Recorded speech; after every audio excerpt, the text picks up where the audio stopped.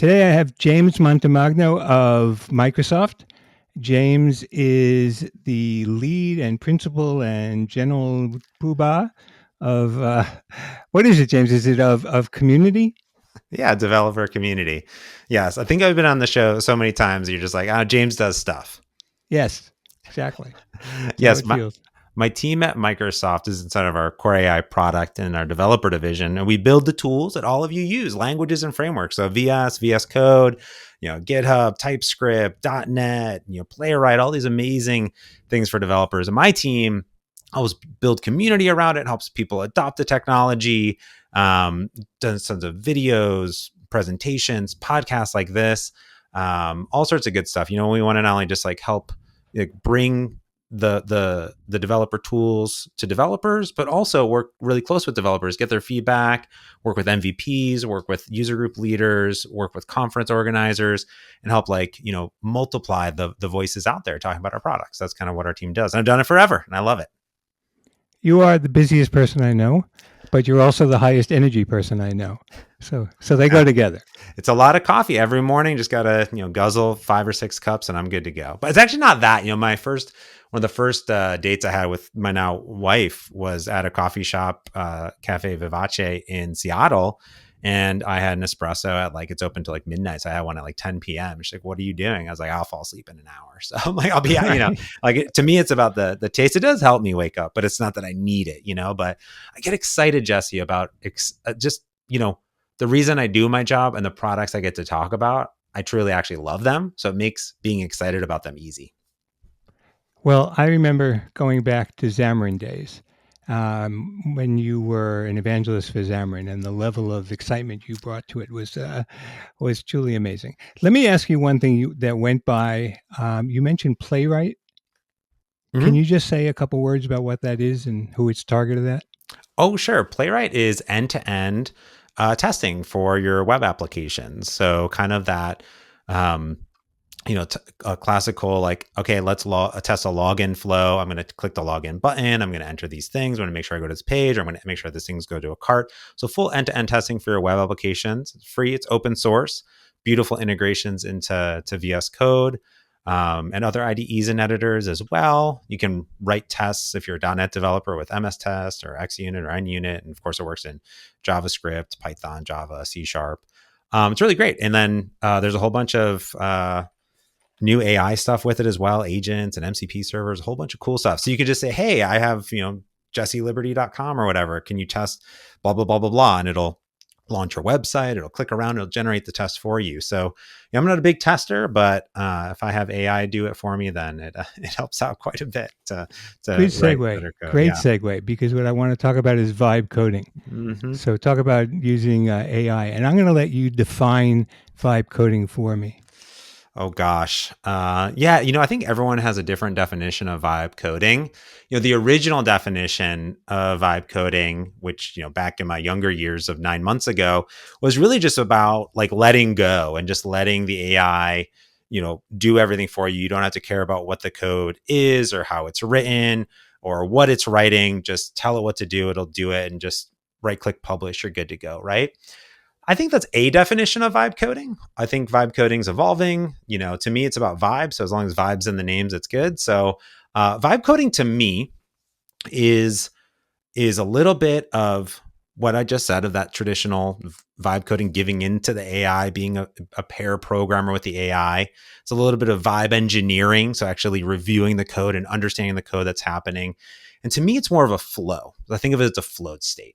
How I describe it to a lot of developers is that we've all had this flow state where we've been up late at night or maybe late in the afternoon coding. We throw on our headphones, we're listening to some great music, that we vibe with. And just for some reason, something unlocks. There's no distractions around us. And it's as if just the keystrokes and the code, it's almost like it's writing itself. You've been to that state where it's, wow, I was so productive today. To me, vibe coding is that, but I'm doing it with AI assisted coding tools like GitHub Copilot and VS Code or Visual Studio or any of these tools out there.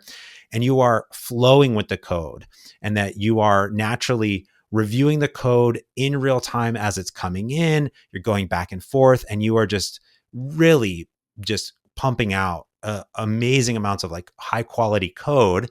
Now, maybe not always high quality code, but that's why you have human in the loop. So I think there's that part of it. I think it's at two stages, and then I'll end my definition, because stage one is like easy prototype, just like I'm going to vibe something really quick. And I kind of linked to a blog post that I just wrote for the Microsoft developer blog about how I built this cool analytics dashboard for the Merge Conflict podcast in like 5 minutes. And that's straight vibes. I don't even know what that code is. I don't even care, because it's not like production code.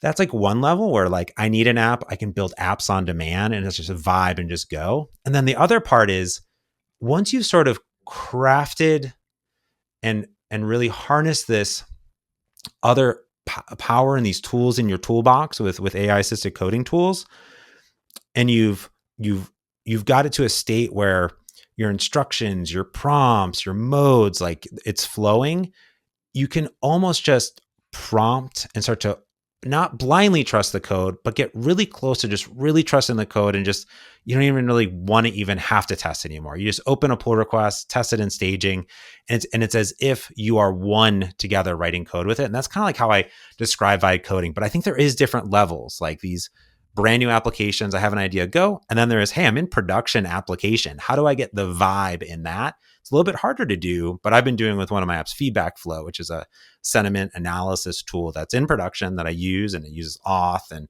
has keys and usage and tracks and all this stuff. And at this point, I just go in, I say, I want this feature. It does it, create a branch, go. Like the vibes, the flow is so good. So that's how I kind of define vibe coding. It's very long winded. It doesn't fit into a tweet, Jesse. No, that was great. That was great. And you brought up two paths I want to go down. One of them is using the tools. Now, folks I know who are building with me, building APIs, the only AI we're using so far is Copilot. Mm-hmm. So can you help me understand how agents and MCP are going to help with what we're doing, or is that really for people who are building customer-facing applications? That's a great question. I think that in the flow, there is several things that can be super beneficial. We may have talked about them before in a previous pod, but I think when you're starting, it can be really easy to just go in and ask it like a one sentence question to go implement something, especially in a big code base. Like, I want to go do this thing and I want to do this thing. The problem really is context. Now, the AIs are really good. The LLMs are really good at figuring out how to gather context and go figure out and look through your code base. But inherently, it doesn't know you. It doesn't know anything about how you like to structure your code. It can infer, right? They're really good at inferring things. It doesn't know, how you, Jesse, want to write code. It knows it's like a big database, right? So it's looking at this big database and understanding how APIs, maybe in .NET or TypeScript or Fast API or something, were written. But inherently, it's not going to know your code base. You could index your code base, and that happens. But it's not like the model is crafted off of your code, right? So the thing is, you kind of want to guide it. And I think this is the first part of getting into the flow with an existing code base. Is there are very simple things, which are just instructions. This is kind of like the OG, the original, like just everyone should have them and know them, which are instructions, which is a file. It can be a Copilot-instructions file or an agents.md file. They both work with Copilot and other AI assistant agents. And it basically just describes like basic infrastructure, coding guidelines, styles that you want, simple commands of how to build, how to run, how you prefer to work in general, how your team likes to work. And that gets sent with every request. So for example, if you have guidelines of how your team builds APIs or how you want your C# coding standards to be, and how you like to build or like run tests, you kind of give it these instructions as almost something that you would do. Think of it as automation in a way of saying, okay, like here's how I want to do it. And then also like the thing I like to do is after I finish, I always like to run this test suite and do this thing. And those files can be generic and apply to every code file, or you can have them say, oh, actually only apply these things to this folder, or only apply these things to this type of file extension. So if you have a .cs file, apply your C# styles. If you have a CSS file, apply CSS stuff. So you can kind of get granular. And that's like a base off the jump. But I think the thing that a lot of people don't look at are these prompts. And prompts are what you send to the LLM and you give it context, and you can attach things. You can attach files, you can attach code snippets, images, you can attach a bunch of stuff, but you can create reusable prompts in any of these tools. And they live in a prompts folder. And a reusable prompt are basically instructions on how to do a thing. So, for example, you might have a prompt that's create a new API endpoint, right? And you would basically architect out like um, how you build a new API in general, like what steps you would take, where you would put them, how you want them organized. And then instead of actually like writing things inside of the agent box, you just run the prompt and you can add on to it. So you might have like new API / new API. And then you could say, like, create a new API that does blah, blah, blah, blah, blah, right? And then it'll follow your guidelines. My favorite thing to do too, when we're talking about vibing, you got to save those precious keystrokes that you have left. And what you can do is imagine you built an API with Copilot, literally just ask it to go create a prompt documenting the steps that you just took. It's very, very good at that because it can look at the whole context of the chat, say, okay, we just built this API. Let's create a reusable prompt that does this. So those two things alone guide you through the mechanisms of getting better code from the models and then getting repeatable code for applications that you're building out over time. And to me, that's not really I don't mean necessarily, to interrupt you, but I don't want to let that go by. sure. You're saying that you can take some actions and then tell it, make that a repeatable set of actions. Oh, yeah. So, so how do you tell it, here's the start, here's the end, here's what I want to call it, here's how I want to invoke it? Yeah. Think of it as the context window that you have open when you start a new chat thread with the agent. Um, you know, what I like to think of each chat as like a chunk of work, right? So if I'm going to go in and start a new API, then I have this thing. But additionally, it's smart. Like, I don't know, it's smart. So you can just say, listen, we just created these 4 files and this thing, like go create, just tell it what you want it to do. It'll figure it out. And then you iterate with it, right? You say, okay, oh, that was a little bit too much. You don't include that, or you forgot this thing. And you can kind of just review it because you're always in review, right? So that's the thing to remember. But one thing, even with vibe coding, is that context window can get very big, that big chat. And when I say context window, it's everything in that chat. And so I like to start a new chat when I am fundamentally starting a new piece of work, right? So if you're starting maybe if you're not starting a new API, but if you're all of a sudden doing database work, you might start a new thread because it's different, right? Or you're going to do something completely different in your application. So I think that's like some of the stuff that is like helps me with the vibe in like existing applications in general. But I also think like the thing that helps me with vibes is like half the time I'm not even using, you know, an editor anymore. I'm just assigning work to Copilot on GitHub or like firing off an agent task like from my phone. Like I open the GitHub app. I have this idea. It's 11 o'clock at night. Here's a vibe. Go do this thing. Send it off. Boom. And I wake up in the morning. I have a pull request for me to review, right? Different type of vibe. Like to me, vibe coding is not just in the IDE. It's when I'm on the road. It's when I'm, before I go to bed, I have an idea. I wake up. Wow. I'm testing it, checking this thing out. With like the coding agent, it just kind of runs everywhere. So, these background agents can do a lot of work too. But inherently to me, like if I go back to my definition, a lot of people think vibe coding is really that original definition. But to me, it's everything I just described. To me, creating a reusable prompt, like is fun. Like that's a vibe. Like to me, I'm having fun reviewing and I'm like, wow, I'm never going to have to write a bunch of code or like describe it in a way. I've just saved myself hours of time and I've just made it repeatable over and over again. And it's like super powerful. And I really like that. That's kind of like the vibe I really like. In general, a lot of people want to see things instantaneously, which is totally possible. Like I kind of wrote in the blog.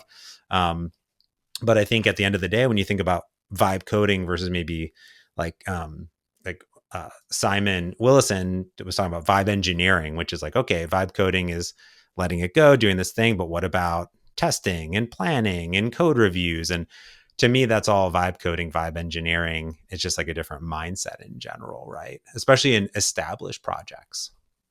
So much goes by when you talk that I really should be sitting here taking notes because I'm going to drop a lot of them. But two things you talked about. One was coding, doing your interaction with Copilot through GitHub. So let's just talk about that for a minute. I'm sitting in Visual Studio. That's where I do most of my coding. I'm doing GitHub locally, Hmm. not GitHub, Copilot locally. Yep. Talk to me a little bit about where I might use Copilot on GitHub and how that interaction works. Yeah, it's a great question. So there's a few things. So inherently, one of the cool things about Copilot is that it kind of is everywhere. So it's inside of Visual Studio, VS Code, it's inside of Xcode, it's inside of IntelliJ, it's also on github.com. If you go to github.com/copilot, you'll have a nice chat that you can chat and just work with Copilot there. And there's also an agent button as well. And also on any repo that you have, you'll see a little Copilot button and a little like agent button on there as well. So there's two kind of parts. Well, there's three kind of parts to it. One is just chatting with Copilot, which that's going to be very similar to if you're in VS Code and ask mode, just kind of having a conversation. I can do a few other things. And then there is the ability to delegate work. And you can do this in two different ways. And one of the ways is to assign any GitHub issue to Copilot.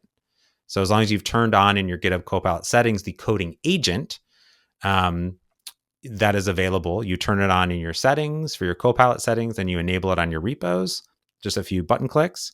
And then you'll see Copilot as a member of the team, and you just say, here's an issue, assign it. That's one way. Or there's the little agent button up top, and you can just say, I would like for you to do this thing, go and do it. And in both those cases, whether you tell it to do a thing or you assign it an issue, it will assign work to itself and create a pull request for you. Kind of similar to how like a GitHub action works, like building, but instead of building your project, it's actually working on code in the background on some server in the cloud for you, right? So it'll set up your code base, it'll get to work, it'll create a plan, it'll start implementing. Now, these background coding agents have a lot of time. Like it's not like when you're in the IDE, when you're in VS or VS Code, it's all about speed, right? You want it to come back really fast. You want to see the result. A coding agent in the cloud inherently has all the time in the world. It might work for 20 minutes, 30 minutes, maybe 2 hours, right? Because it can just work and run tests, and it can use this and that and create little test scripts until it gets it in a perfect state over and over again. So you can do that. Now, inside of VS Code, there's also a brand new integration for this. So inside of the agent chat, there's the send button, and there's also delegate to coding agent. There's a little cloud button. So you could be working on a feature or maybe have an idea that you're working on and just say, I'm not going to work on it now. Just go ahead and boom, delegate the work off. So that works too. You can also assign, issues from the GitHub application, but you can also just go into the GitHub. There's a chat sessions view inside of VS Code, and you can just create new sessions just like you would on github.com. And you see them all in real time inside there. Now, I think in Visual Studio 2022, 2026, I'd have to go confirm. There is a way to do this, but it's not as like fully featured. And I know the team is working on a lot of those integrations there. But you did talk about like MCP servers. So I'll kind of touch on that and how I work with this same mode, for example. So inside of Visual Studio or VS Code, what I will often do, Jesse, is I will work with Copilot on an idea.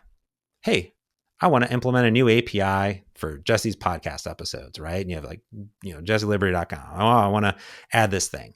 So you could just ask it to do the thing, but you're like, you know what? I really want to come up with an idea. Let's like ideate with it. What would the feature set be? What would blah, blah, blah, blah, blah, blah, blah, blah. And then what you are able to do is ask Copilot to create the issue for you. Now you can do this if you've configured the GitHub MCP server. So the GitHub MCP server, a Model Context Protocol server, think of it as remote APIs or local APIs that the agent inside of VS or VS Code can talk to and do things. So it can talk to GitHub, it can assign issues, it can look at your pull requests, it can create issues for you as long as you give it permission.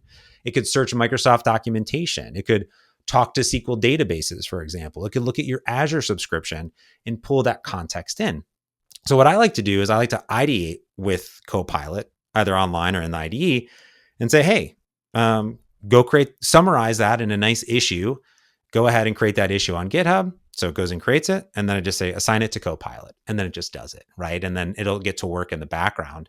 And that's a super nice flow that's available. And the reason that this is important is like you could go to github.com, you could create the issue, then you got to use your keystrokes and type out the full issue, the full spec, and all that stuff. Let the AI work with the AI to create that spec, and then have it create the spec for you for the issue, and then assign it, right? Kind of like some people like love to vibe code. Some people love to vibe spec. Like they love documentation. Like that's their thing. They love to document. They love like, here's a great issue. And then they can assign it to Copilot. And the more context you give these agents, kind of the better job they'll do. Like if you just say, hey, go create a podcast website, make it look good. It will do that. Like if you go into Copilot today and you do that, it will do it. That's going to be a vibe. What is it going to create? Who knows? It's going to maybe create something, maybe just HTML. I don't know. Maybe it'll ask you some questions. You say, hey, I have this podcast. Here's where it's located. Here's the RSS feed. I really want it to be in a Blazor WebAssembly app, or I want it to be a Vite application. I'm going to host it on GitHub Pages. I want a page that is blah, blah, blah, blah, blah. Boom. It's going to like do a much better job. Now, if you create a bunch of specs and it's like nice and big and you create a plan, it will then execute that plan, right? So each of those vibes are different. And I would say each of those things are vibe coding just in a different way. And just a little bit more is a little bit more engineering, if you will, along the way with it. So there's that aspect of it. I think that is very kind of cool as these tools evolve, right? And I'm going to say a lot of words and a lot of new features. And like, it's okay if you haven't tried any of these things. If you're in that first step where you're like, James, all I'm doing is I'm just asking Copilot to do some stuff. And I'll say, cool, that's great. You're off to this great start. Now, maybe configure one of the MCP servers. Give it a try. Here's some safe ones: GitHub or Microsoft Learn. That's my favorite, besides GitHub, because I can say, hey, look at my code base, go search Microsoft Learn, and figure out how I can improve my loading of my Blazor application. Like I could go search, but the model can now search the big index of Microsoft Learn. It knows about my code base. It can now pull those together, and then I can say, wow, go create 5 issues that break down the top 5 performance improvements that I could do based on this, and add references to the documentation, and then it will do it for me, right? And then assign the work, boom, or pull it in and work on it yourself with Copilot, right? And get in that flow, which I think is super fun. If I want Copilot to look at some code that I'm doing a pull request on, that I've been requested to do a pull request on, can it assist me with that? Yeah, totally. I mean, there's a few things that you can do. Is like if you are having a pull request that's open already, there's a few things you can do. First, you can actually do a code review with Copilot. So you can do that in VS or VS Code, but also on github.com. You just assign the pull request to Copilot, and it'll review it as a reviewer. It'll search through the code. It'll do everything for you. The other thing you can do is one of two things. You could just open that pull request locally, like on your machine, and just say, hey, I want to do a code review. Let's analyze it, blah, blah, blah. If you don't want to open it locally, you could also use the GitHub MCP server and say, hey, I have this pull request, this number. Can you go summarize it, break it down, and like do a code review for me? And then you could iterate with it as well. So both those things are valid. It's kind of crazy because like the more that you start to work with these tools, you're like, can it do that thing? And the answer is it probably can. Like, but it may be, oh, I gotta, add another tool to the toolbox, right? I think of instructions, prompts, these modes, MCP servers, like they're all more tools in your toolbox, right? It's one big toolbox. You decide what tools are in there and how many are in there, right? And there's no right or wrong on top of it. That is for sure. So Let's say somebody at this point listening to this is bursting with enthusiasm, which I think they may be. yeah. And they say, okay, I'm overwhelmed. I don't even know how to get from where I am to where I want to be, want to take advantage of some of the stuff that James just laid out. Where do they go? Are there instructions? Are there guidelines? What's the best way to get going with that? It's a great question. The question first I would ask yourselves is like, where am I at on my development journey? And what am I trying to build? Like, I think there's two different things. Like sometimes people put out videos that are like the best AI coding tools, right? And then some people are like the best vibe coding tools. Well, it depends. Is GitHub Copilot and VS Code a vibe coding tool? No, but also yes. But it also depends what type of developer you are, right? Do you want to see the code or you don't want to see the code? I would say, like, for me, I do a lot of prototypes in a low code, no code, even though it has code type of tool, which would be something like GitHub Spark, for example, or V0 or Bolt.new. There's a bunch of these out there. Basically, they are app builders for AI, and they have code behind them. So you can go to github.com/spark.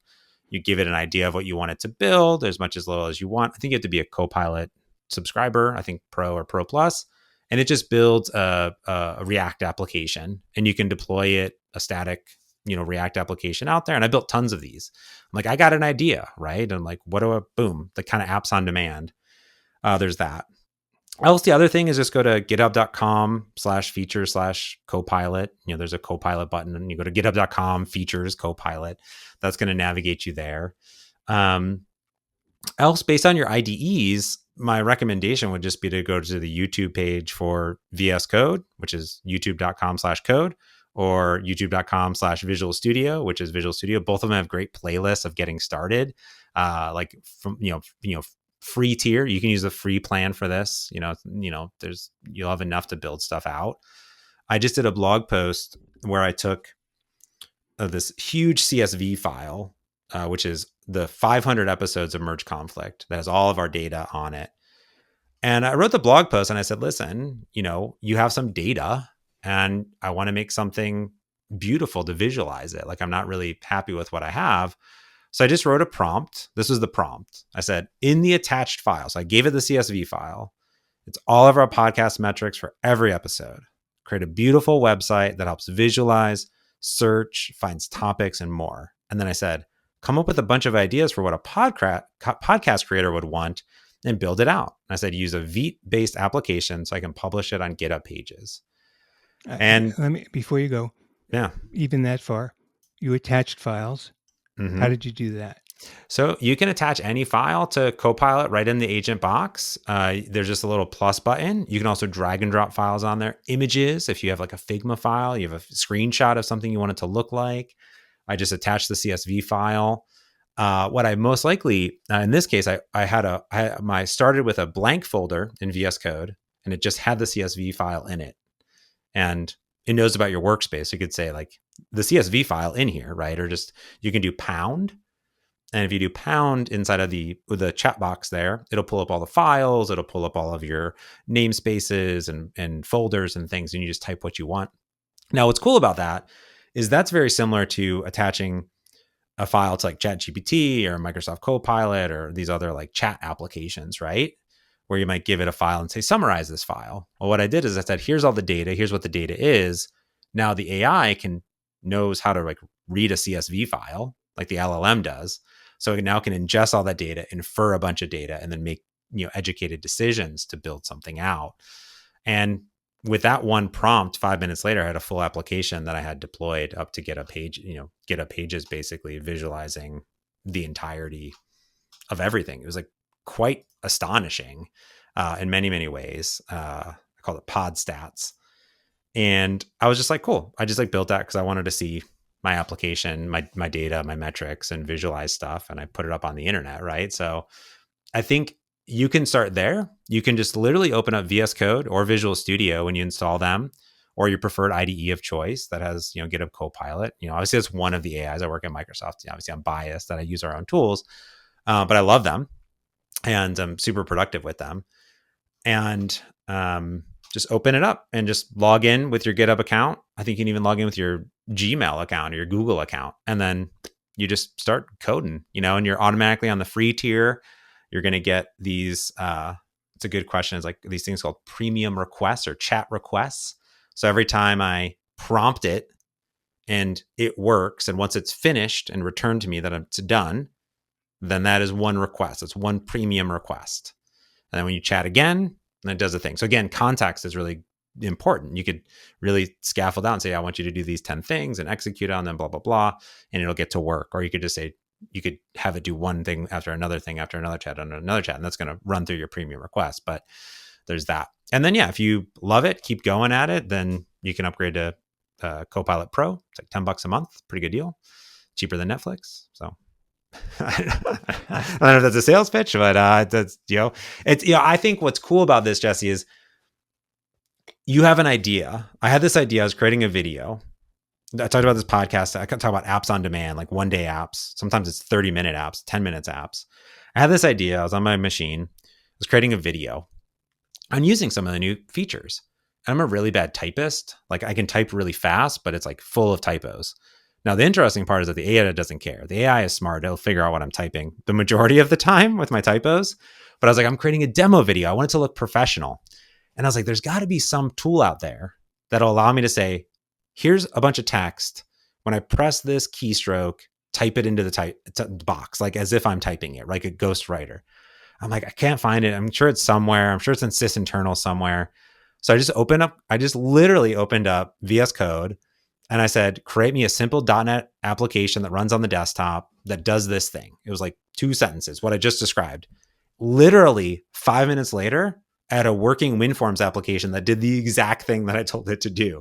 It was like mind blowing. And I was like, wow, it's almost at this point where, yeah, we're talking about like these big production applications, but sometimes in the vibes, you can vibe code out super simple apps that just help you be productive, right? Review the code, understand the code. But wow, I literally had, and I used it in that video. It was faster for me to vibe code out an application than to try to figure out if it exists on the internet. Can I download it? Can I install this thing? I just vibed it out and it was like working and it like blew my mind basically. I just love it. You know what I mean? So those are the places to start. Those are the tools.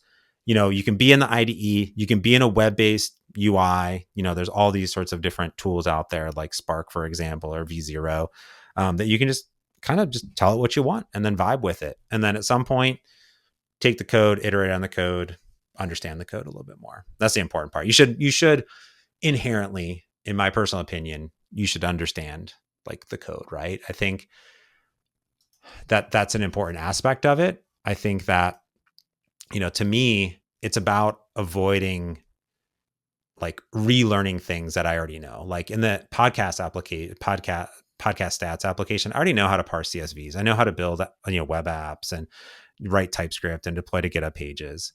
But really, why am I doing that and spending a bunch of time on it when AI can do it a lot faster? So what I end up doing is, defining the outcome. I provide the data and I recognize when things are wrong and then I can kind of ship it faster, right? So that enables me to stay in the flow. I don't have to context switch all the time. Like normally if I'm coding, right, I'm reading documentation. I'm going to Stack Overflow. I'm trying to figure out debugging errors. I'm trying to remember these APIs. Well, now I can just work with one tool to actually do all that stuff for me. And it keeps me in that flow state more than ever, I would say. Well, my brain is melting. So that seems like a good place to stop. But this was incredible, as usual. Lots of stuff to go follow up on. I see that you gave me a couple links, which we'll put on the show page. And I don't even know where to begin to thank you for your time and for this whirlwind introduction to vibe coding. Totally. Yeah. Go out and, I think just go out and try something. I think that's the fun part is commits are free.